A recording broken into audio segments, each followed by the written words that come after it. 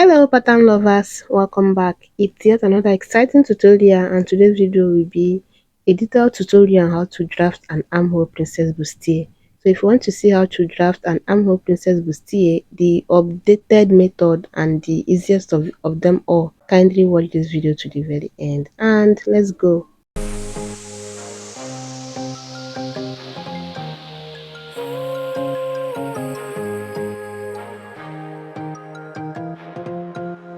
So I have my pattern paper ready here, and the first thing I'll do is to just go ahead and measure down to the length I'm working with a half scale bodice, so I'm just measuring down to the half length, which is 17 inches. I will mark it and then rule it out like so. The next thing I'll do is to start from this top line here and divide the shoulder measurement by 2, and from that point I'll go down to the armhole length. So I want to use 9 inches as the armhole length. If you don't know how to go about yours, go ahead and divide your bust circumference by 6 plus extra 1.5, and you're going to start measuring that after your shoulder slope, or you can just plus your shoulder slope with whatever you get from your bust measurement divided by 6 plus 1.5.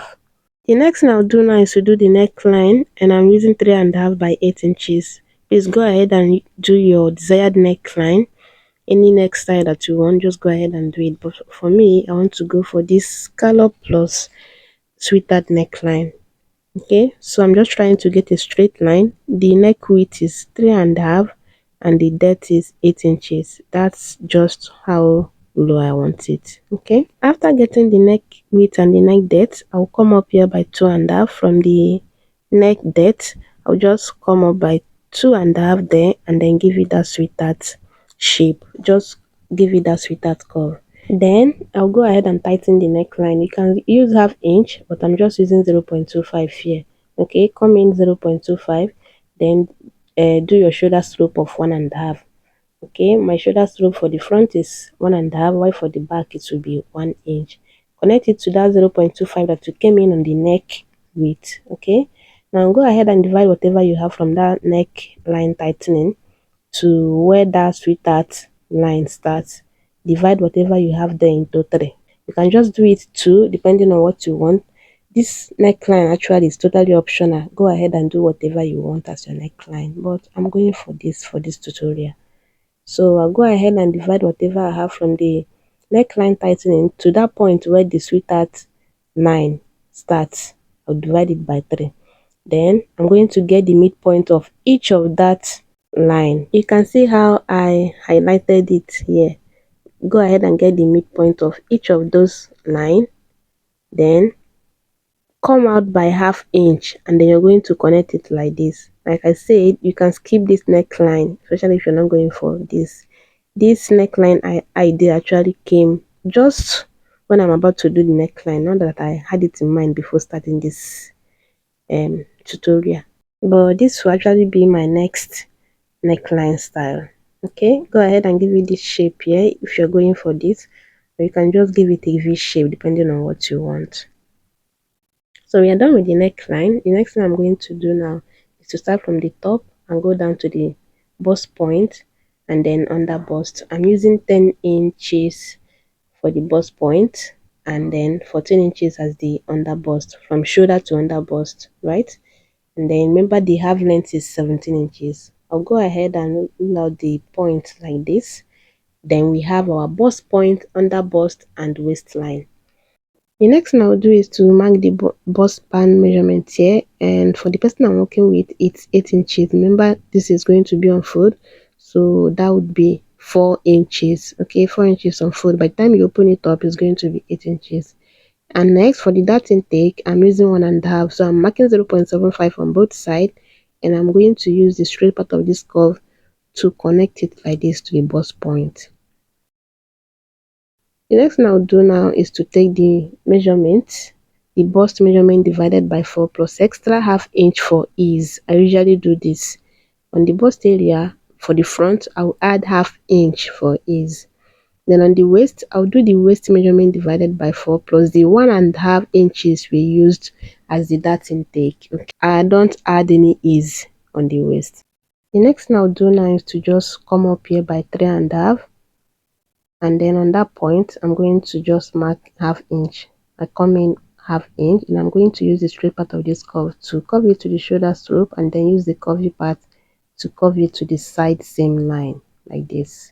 Now go ahead and measure whatever you have here and divide that by 2. Okay, you can just bend your measuring tape like this, measure from one point to the other tip, and then divide it by 2 and connect it to the bust point just like this. Then I'll do the bust dart, and I'm using 2 inches because that's the difference between her front length and back length. On this shoulder part, I'll come in by 1 inch, then I'm going to connect it to the bust point just like this. Okay, then whatever you take out there, you're going to replace it on this other part, and then we use 1.5 as the shoulder slope. Go ahead and repeat the same thing.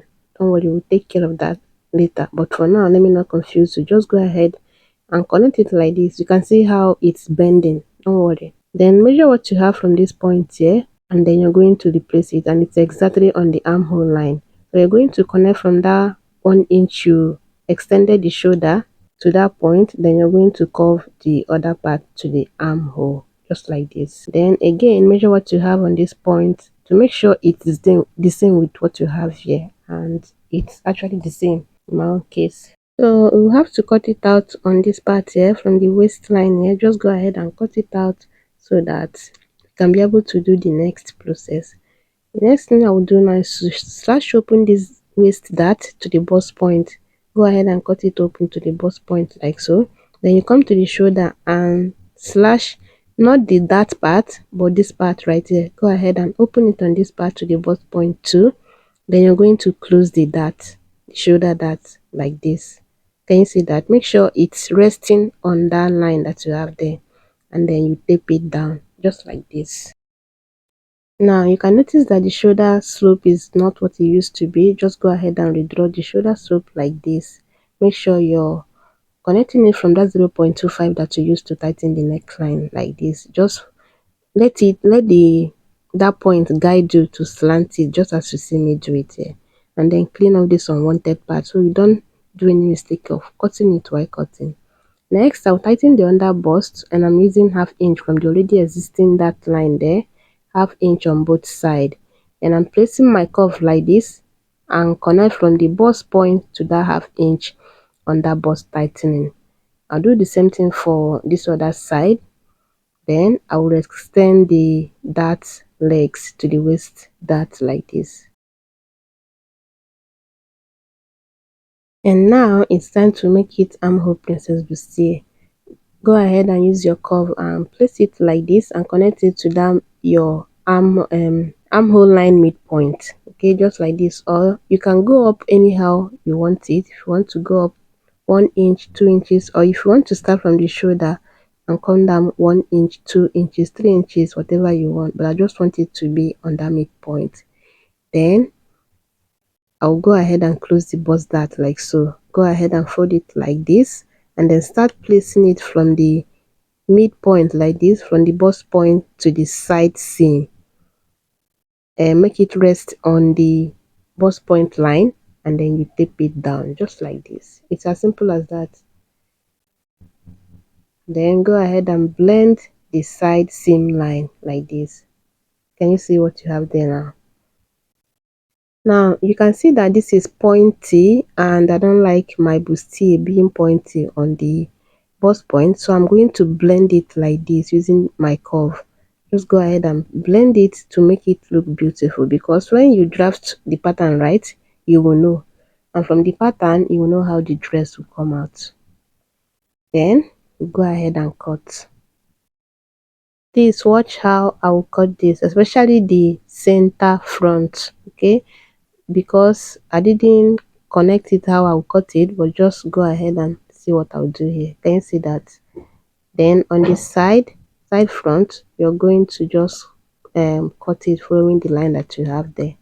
It's as simple as that.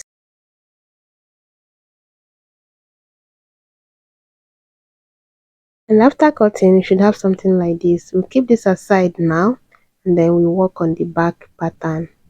And here my pattern paper is ready, just like we did for the front. I'm going to go down to the back length, which is 15 inches. The front is 17, and the back is 15. Remember, we use the 2 inches difference as the bust dart, right? So go ahead and mark your back length like this, and then you rule it out. Next, you will get the zipper allowance on this center back here. I'm marking 1 inch zipper allowance, and then I will connect it from the top to the length like this. And the next thing I'll do is to take the shoulder measurement divided by 2, and then from that point I'll go down to the armhole length. I'll mark it, then come here and do the shoulder measurement divided by 2 again, and get the length again on this point, just to have a straight line. I'll go ahead and take my ruler and connect the points like this. Next is the neckline, and I'm using 3.5 by 3.5 for the back. Okay, again, go ahead and do whatever neckline that you want, but this is what I'm going for this pattern. 3.5 for depth and 3.5 for width. 3.5 by 3.5. Then for the shoulder slope, I'm using 1 inch, and I'll mark it on that armhole line or shoulder line and slant it to the neck tip like this. The next thing I'll do is to contour the center back. Just because the center back is not straight, I'll mark coming 1 inch, and then I'll place my curve like this. Notice that I'm not using the straight part or this curvy part like this. From that 1 inch to the neck tip, I'll curve it like that. Then I'll start from this new line and take the bust span measurement of 4 inches.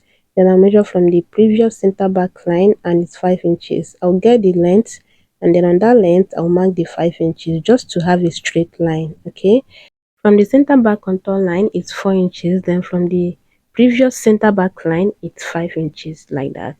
Then on both sides of that bust span line, I'm going to do ½ inch and just slant it to that length like that. Next, I'll go ahead and take the bust measurement from that center back contour line. Bust measurement divided by 4, and then on the waist measurement divided by 4 plus the 1 inch we use for that. So I'm supposed to have 9 inches there, which is exactly what I have there. Okay, next I'll measure what I have from the shoulder slope to the armhole length. Then I'll divide that by 2 and come in there 0.25. First connect it with the straight part of the curve to the shoulder tip, then curve it to the side seam line just like this. The next thing I'll do now is to just go ahead and add my zipper allowance following the center back contour line that we have there. Just go ahead and follow the same shape that we have there and add your desired zipper allowance. But for me, I don't go beyond 1 inch. Then I'll curve it like this again from the back length to the neck tip like this. Don't forget to extend your neckline to the zipper allowance like this. Then clean up the unwanted part so that you see clearly what you're going for. Go ahead and cut it out, but before that I'll add ½ inch on this part, which you will know the reason for that later in this video. Then I'll go ahead and cut, just cutting it out, following that the lines that I have here, the wanted part and leave the unwanted part. Just watch closely.